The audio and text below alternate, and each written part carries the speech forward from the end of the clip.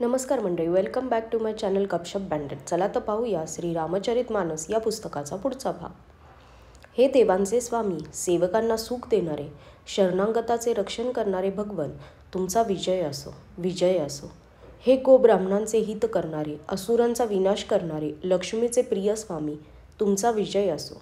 हे देव आणि पृथ्वीचे पालन करणारे, तुमची लीला अद्भुत आहे, तिचे रहस्य कोणीही जाणू शकत नाही.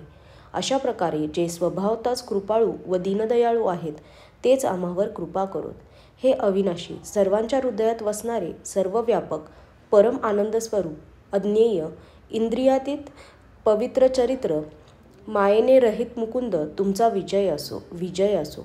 या लोकीच्या व परलोकीच्या सर्व भोगांपासून विरक्त आणि मोहातून सर्वथा मुक्त ज्ञानी मुनिवृंदसुद्धा अत्यंत प्रिय व प्रेमाने ज्यांचे रात्रंदिवस ध्यान करतात आणि ज्यांच्या गुणांच्या समूहाने गायन करतात, त्या सच्चिदानंदाचा विजय असो.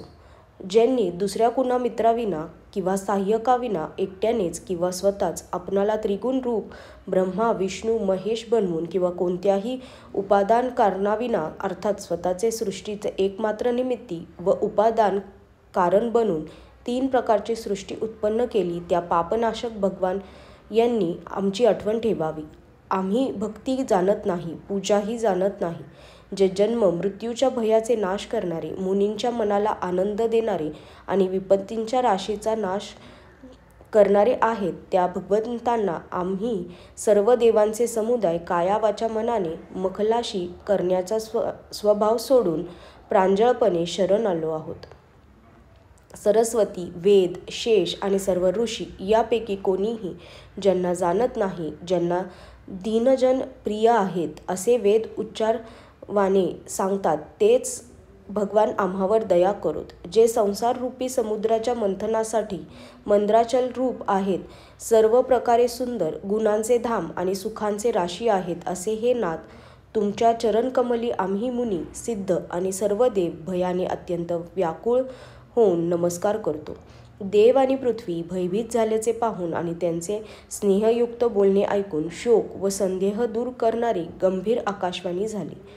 हे मुनींनो, सिद्धांनो व देवादेवांनो, घाबरू नका. तुमच्यासाठी मी मनुष्य रूप धारण करून आणि पवित्र सूर्यवंशामध्ये आपल्या अंशासह अवतार घेईन. कश्यप आणि आदिती यांनी मोठे तप केले होते, मी पूर्वीच त्यांना वर दिलेला आहे.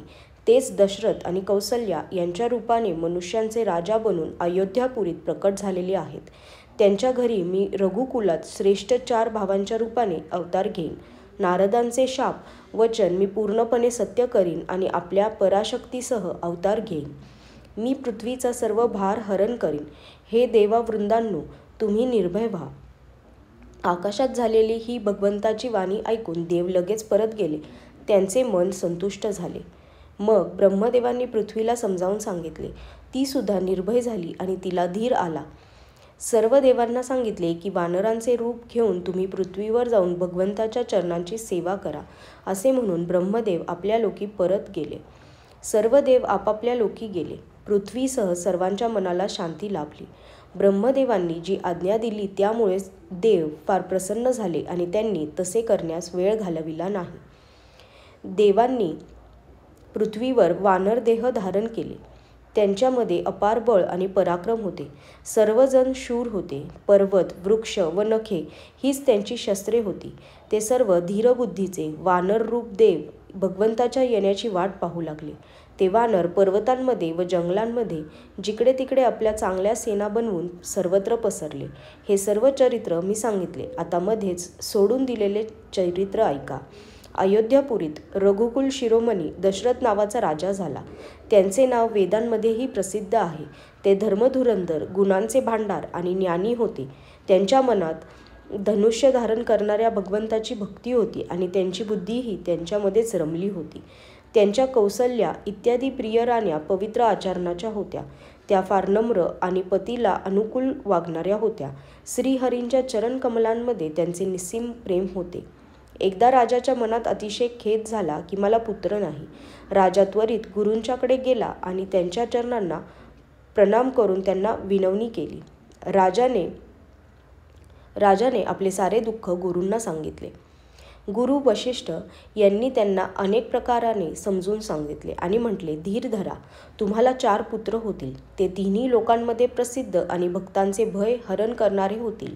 वशिष्ठांनी शृंगी ऋषींना बोलावून घेतले आणि त्यांच्याकडून पुत्रकामेष्टी यज्ञ करून घेतला. मुनींनी भक्तिपूर्वक आहुती दिल्यावर अग्निदेव हातामध्ये पायस घेऊन प्रकट झाले. अग्निदेव दशरथ राजांना म्हणाले, वशिष्ठांनी मनात जे ठरवले होते त्यानुसार तुमचे सर्व काम पूर्ण झाले. हे राजा, आता तू जाऊन हा पायस योग्य वाटेल त्याप्रमाणे भाग करून वाटून दे. नंतर अग्निदेव संपूर्ण सभेला समजावून सांगून अंतर्धान पावले. राजा परमानंदात मग्न झाला. त्याच्या मनात आनंद मावत नव्हता. मग राजाने आपल्या प्रिय पत्नींना बोलावून घेतले. कौसल्या इत्यादी सर्व राण्या तेथे आल्या. राजाने पायसाचा अर्धा भाग कौसल्येला दिला आणि उरलेल्या अर्ध्या भागाचे 2 भाग केले. त्यापैकी 1 भाग राजाने कैकेयीला दिला. उरलेल्या भागाचे 2 भाग केले आणि राजाने ते कौसल्या आणि कैकेयी यांच्या हातावर ठेवून त्यांच्या संमतीने त्यांचे मन प्रसन्न ठेवून सुमित्रेला दिले. अशा प्रकारे सर्व राण्या गर्भवती झाल्या. त्यांना मनातून खूप आनंद झाला. त्यांना फार सुख वाटले. ज्या दिवशी श्रीहरी आपल्या लीलेने गर्भामध्ये आले त्या दिवसापासून सर्व लोकांमध्ये सुख व संपत्ती पसरली. शोभा, शील व तेज यांची खाण बनलेल्या सर्व राण्या राजमहालामध्ये शोभून दिसू लागल्या. अशा प्रकारे काही काळ सुखात गेला. प्रभूंची प्रकट होण्याची वेळ आली. योग, लग्न, ग्रह, वार आणि तिथी सर्वच अनुकूल बनले. सर्व चराचर आनंदाने भरून गेले, कारण श्रीरामांचा जन्म सुखाचा मूळ आहे. आजच्यासाठी धन्यवाद.